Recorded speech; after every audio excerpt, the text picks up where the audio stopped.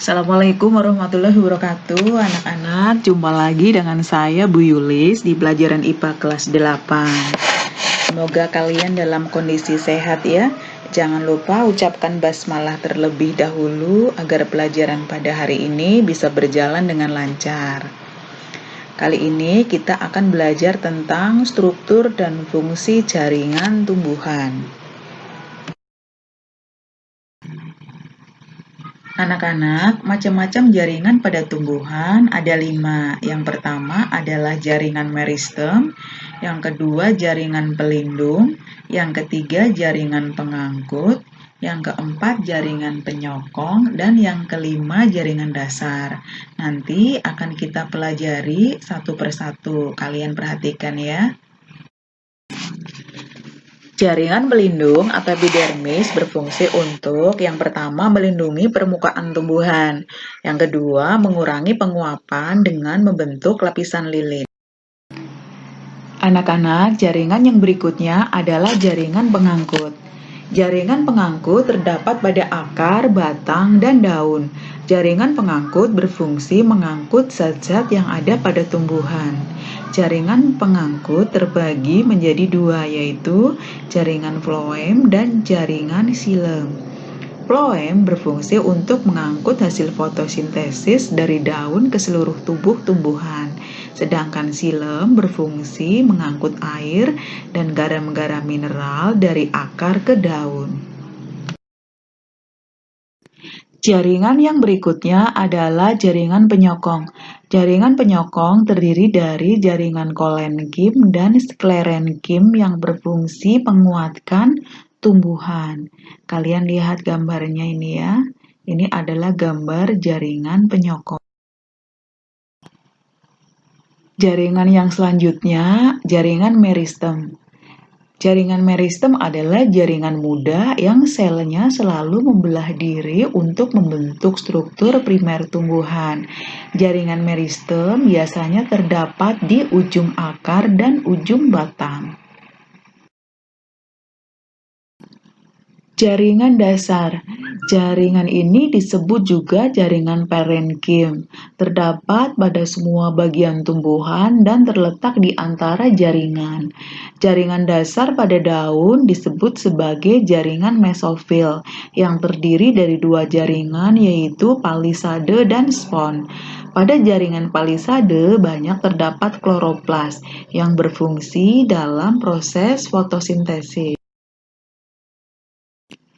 Anak-anak, perhatikan gambar bagian-bagian tumbuhan berikut ini. Tumbuhan mempunyai beberapa bagian. Yang pertama adalah akar, yang kedua batang, yang ketiga daun, yang keempat bunga, yang kelima buah. Anak-anak, mari kita pelajari bagian-bagian tumbuhan satu persatu. Yang pertama, struktur dan fungsi akar. Anatomi akar terdiri dari epidermis, rambut akar, silinder pusat, ada korteks, protoderm, prokrambium, meristem apikal, ada tudung akar, ada daerah pertumbuhan, daerah perpanjangan, dan daerah diferensiasi. Anak-anak, struktur akar monokotil dan dikotil terdapat perbedaan. Perbedaan perakaran yang mencolok dari tumbuhan monokotil dan dikotil dapat terlihat pada bentuk akarnya. Tumbuhan monokotil umumnya mempunyai perakaran serabut, sedangkan tumbuhan dikotil mempunyai perakaran tunggang. Namun, selain itu, bagian dalam kedua akar tersebut jika diiris secara melintang ternyata juga dapat memperlihatkan beberapa perbedaan yang jelas. Struktur akar monokotil. Struktur akar pada tumbuhan monokotil dan dikotil adalah sama, terdiri atas lapisan epidermis, korteks, endodermis, dan silinder pusat atau stele. Namun demikian, khusus pada struktur akar monokotil terdapat perbedaan di antaranya Endodermis pada akar tumbuhan monokotil membentuk dinding sekunder yang tebal. Xilem dan floem tidak tersusun rapi pada akar tumbuhan monokotil. Hal ini disebabkan karena antara xilem dan floem tidak terdapat kambium seperti pada akar tumbuhan dikotil. Xilem berhenti tumbuh sebelum bagian pusat terbentuk. Hal ini menyebabkan jalur-jalur xilem tidak berbentuk binang, tetapi membentuk satu ikatan dengan lainnya. Struktur akar dikotil. Umumnya, struktur akar tumbuhan dikotil terdiri dari bagian epidermis, korteks, endodermis, dan silinder pusat atau stele. Epidermis bagian ini tersusun dari satu lapis sel yang berdinding tipis dan berkutikula. Pada bagian ini terdapat sel-sel yang membentuk rambut akar dengan cara mengadakan perpanjangan dari dinding luarnya ke arah lateral. Korteks merupakan bagian antara epidermis dan endodermis. Bagian ini menempati porsi paling besar pada akar. Endodermis adalah setelah korteks terdapat pada bagian endodermis akar. Sel endodermis berbentuk kotak dan tersusun rapat tanpa adanya ruang antar sel.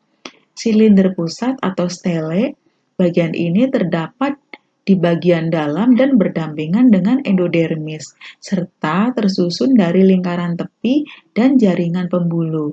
Akar lateral tumbuh pada bagian ini. Jaringan pembuluh terdiri dari xilem dan floem yang tersusun selang-seling dan keduanya dipisahkan oleh sederetan sel parenkim yang biasa disebut kambium. Anak-anak, akar mempunyai fungsi. Yang pertama, sebagai alat melekat tumbuhan di tempat hidupnya. Yang kedua, sebagai alat untuk menyerap air dan garam mineral dari dalam tanah. Yang ketiga, sebagai alat untuk bernapas. Yang keempat, sebagai tempat menyimpan cadangan makanan. Yang kelima, sebagai alat reproduksi vegetatif. Anak-anak, untuk selanjutnya kita pelajari tentang batang. Perbedaan batang dikotil dan monokotil. Tumbuhan dikotil memiliki biji yang terbelah dalam beberapa bagian, 2 atau lebih, sedangkan biji monokotil tidak memiliki belahan. Selain perbedaan utama pada struktur bijinya, kedua kelompok tumbuhan tersebut dapat dibedakan dari batangnya. Tumbuhan dikotil dan monokotil memiliki struktur anatomi batang yang berbeda. Batang dikotil dapat tumbuh besar dan tinggi, sedangkan batang monokotil umumnya tidak sebesar dan setinggi dikotil. Perbedaan utama pada batang dikotil dan monokotil adalah pada struktur jaringan pembuluhnya. Perhatikan kalian gambar berikut ini ya, diperhatikan. Batang dikotil, ikatan pembuluh tersusun dalam satu lingkaran. Floem terletak di sebelah luar xilem. Terdapat kambium di antara floem dan xilem. Mengalami pertumbuhan sekunder, pertambahan diameter batang akibat perkembangan kambium. Jaringan dasar dapat dibedakan menjadi korteks dan empulur. Tidak terdapat sel-sel seludang pembuluh atau sel-sel khusus yang membungkus xilem dan floem seperti yang terdapat pada daun. Batang monokotil, ikatan pembuluhnya tersebar, floem dan xilem bersebelahan. Tidak terdapat kambium di antara floem dan xilem. Tidak mengalami pertumbuhan sekunder. Jaringan dasar tidak dibedakan menjadi korteks dan empulur. Dan terdapat sel-sel seludang pembuluh. Anak-anak, secara singkat, kalian bisa melihat perbedaan batang monokotil dan dikotil pada tabel berikut ini. Perbedaan, letak berkas pengangkut dikotil teratur, monokotil tersebar. Lapisan kambium dikotil ada, monokotil tidak ada. Pertumbuhan pada dikotil memanjang dan membesar secara terus-menerus, pada monokotil memanjang dan membesar tapi secara terbatas.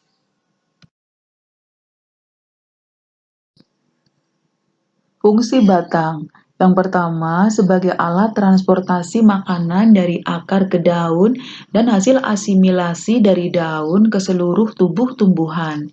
Yang kedua, memperluas tajuk tumbuhan untuk efisiensi penangkapan cahaya matahari.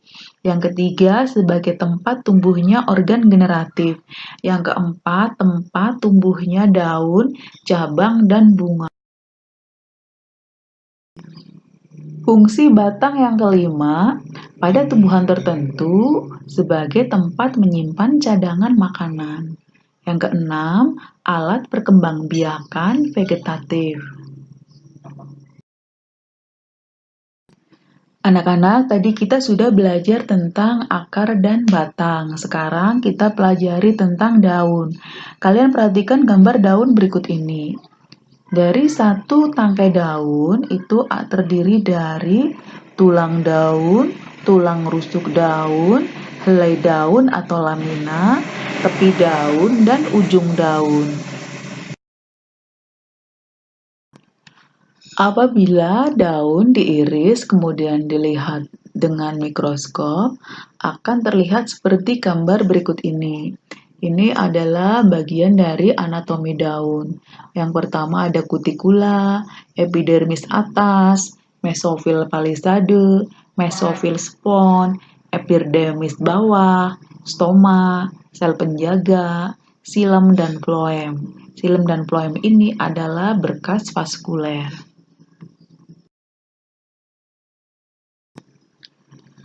Epidermis daun tersusun dari satu lapis sel pipi, berdinding tebal dan dilapisi kutikula. Epidermis daun ada dua, yaitu epidermis atas dan epidermis bawah. Pada epidermis bawah terdapat stomata. Mesofil terdiri dari jaringan parenkim atau jaringan pagar atau palisade dan jaringan bunga karang atau spons. Pada jaringan pagar terdapat kloroplas yang berfungsi sebagai tempat fotosintesis. Fungsi jaringan bunga karang atau parenkim spons tempat untuk menampung CO2. Berkas pengangkut. Berkas pengangkut pada daun terdiri dari floem dan xilem.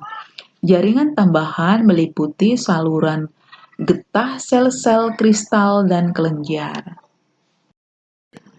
Daun juga mempunyai fungsi. Yang pertama, tempat berlangsungnya fotosintesis. Yang kedua, tempat menyimpan bahan makanan. Yang ketiga, pada tumbuhan tertentu sebagai alat berkembangbiakan vegetatif. Yang keempat, sebagai alat evaporasi atau penguapan. Yang kelima, sebagai alat respirasi melalui stomata.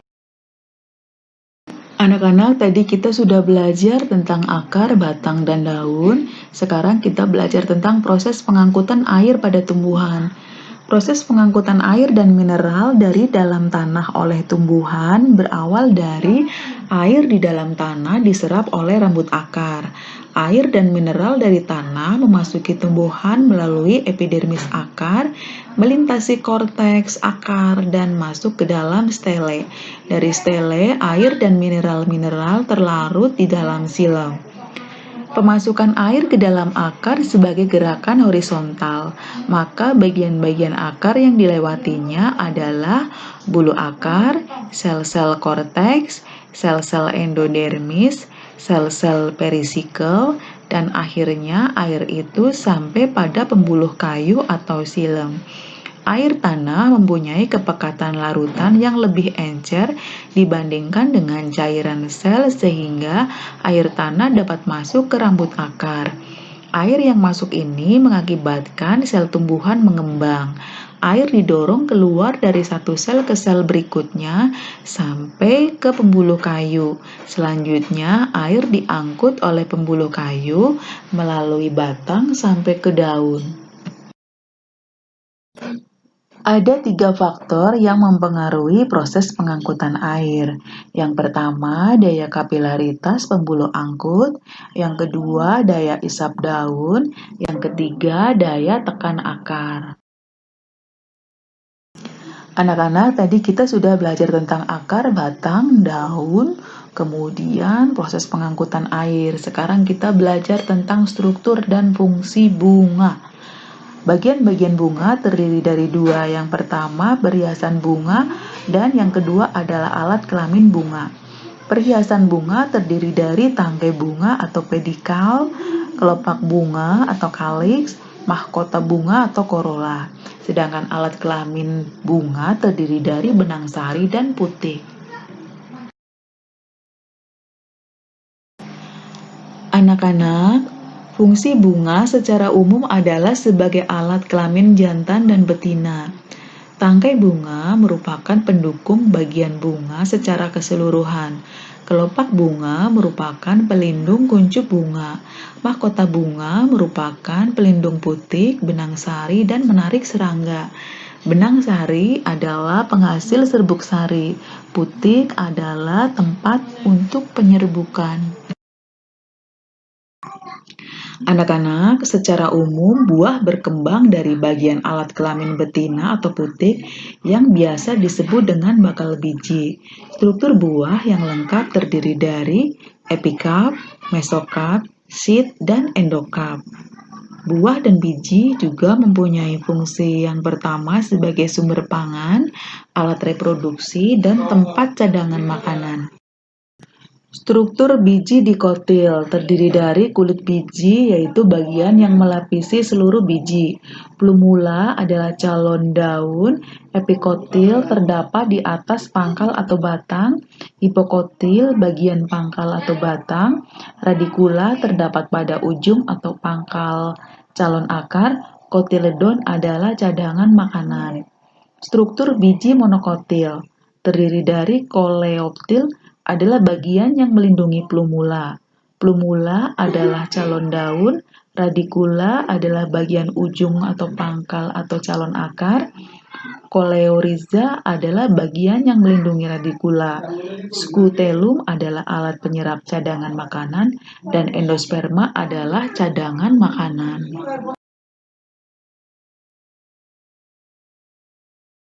Anak-anak, untuk pertemuan kali ini ada evaluasi ya. Yang pertama, sebutkan 5 macam jaringan pada tumbuhan. Yang kedua, sebutkan fungsi masing-masing jaringan pada tumbuhan. Yang ketiga, gambarlah penampang melintang batang dikotil dan sebutkan bagian-bagiannya. Yang keempat, sebutkan fungsi dari jaringan floem, xilem, dan palisade. Anak-anak, sekian apa yang Ibu sampaikan. Terima kasih, selamat belajar, semoga sukses. Wassalamualaikum warahmatullahi wabarakatuh.